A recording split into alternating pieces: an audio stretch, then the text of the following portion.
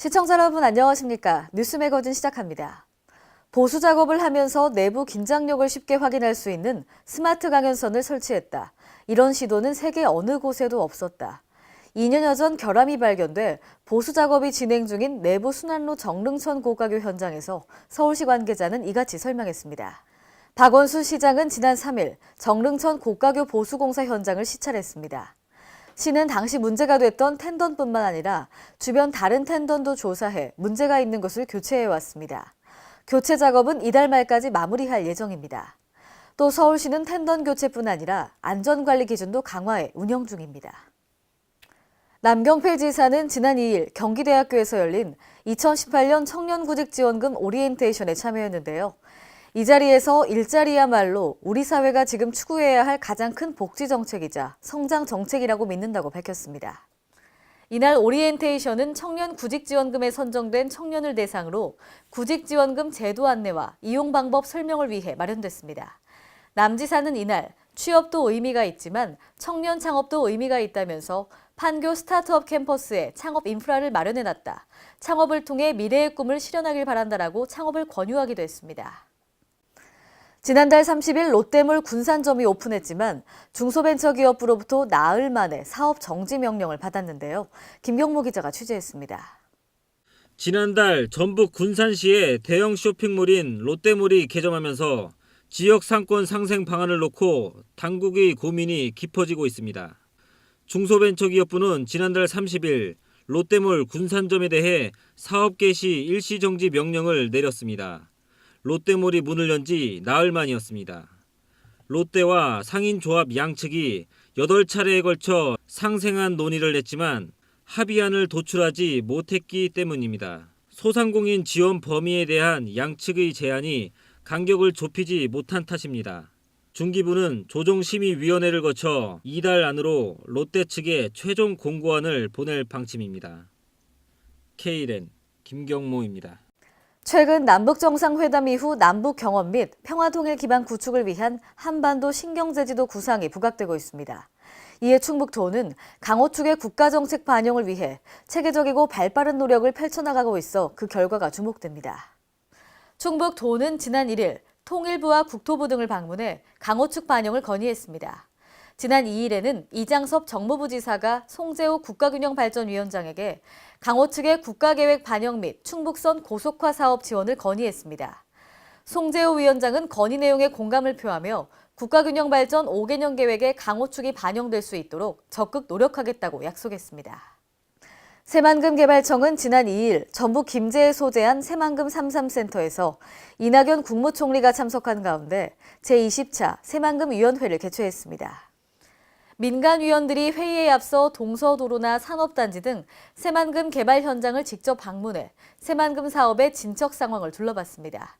이날 회의는 국토부의 새만금 개발공사 설립 추진 현황 및 계획과 농림부의 농생명용지 조성 현황 및 향후 계획 등에 대한 발표와 논의 순위로 진행됐습니다.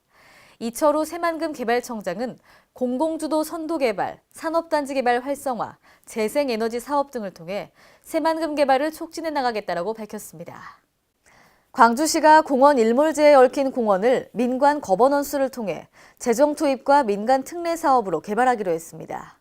도시공원 일몰제란 도시계획시설 결정 고시일로부터 20년이 지나는 날까지 시설을 설치하지 않으면 효력이 상실되는 제도입니다. 광주시는 지난 2일 재정 투입 사업으로 15개 공원을 민간공원 특례 사업으로 10개 공원을 개발하는 등 모두 25개 공원에 대한 장기 미집행 도시공원 종합계획을 발표했습니다.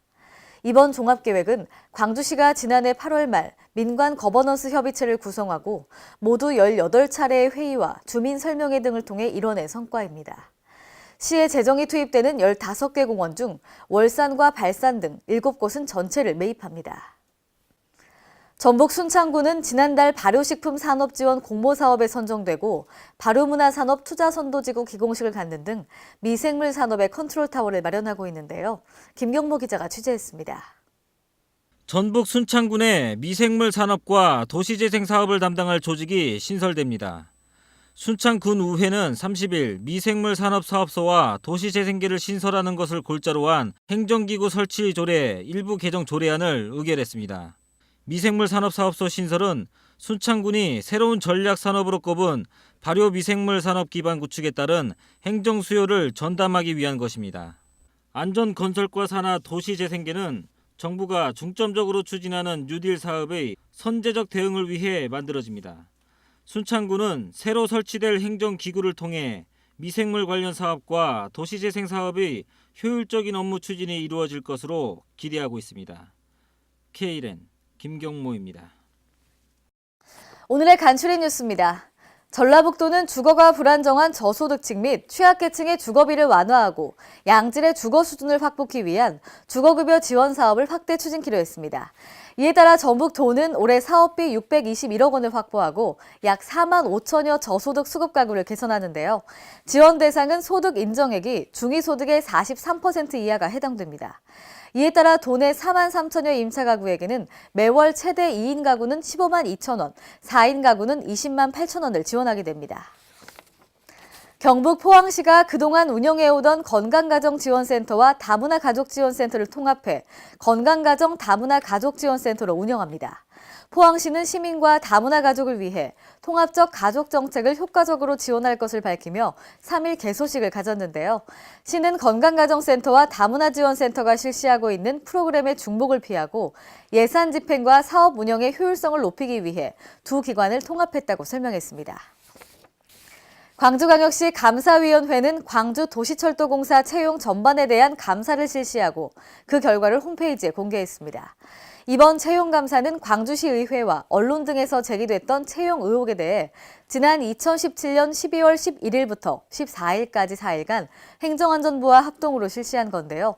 조사 결과 광주도시철도공사는 직원을 신규 채용하면서 규정에 정해진 채용 절차 등을 준수하지 않거나 심사위원 선정 등을 공정하게 운영하지 않았고 기관장 경고 등을 조치받았습니다. 강원도 대형 크루즈인 11만 톤급 코스타 세레나오가 오는 11일 속초항에 첫 입항합니다. 코스타 세레나오는 승객 정원 3,617명에 전장 290m 규모의 대형 크루즈로 10일 부산항을 출발해 11일 오전 속초항에 착항하게 되는데요. 속초항에서는 관광객 700여 명이 탑승하며 러시아 블라디보스톡, 하코다테 등을 거쳐 부산항으로 되돌아오는 7박 8일간의 일정으로 운항합니다. 도는 관광객의 속초 시내 이동 편의를 위해 셔틀버스 5대를 운영할 예정입니다.